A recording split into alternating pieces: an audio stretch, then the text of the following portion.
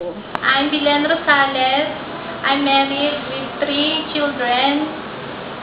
Okay, Belen, why do you want to work in abroad? I want to go abroad because I want to help my family, especially my financial needs. Okay, tell me, do you have your experience of taking care of a disabled person? I have no experience, but I know how to take her. Like I help to feed their food, to help to take a bath, and to help to take her medicine. Okay, how about newborn baby? Do you have experience?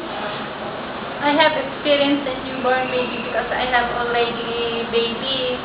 I know how to change their clothes, their diapers, Okay, what is your promise to your future employer? I promise to do my responsibilities, and I promise to finish my contract.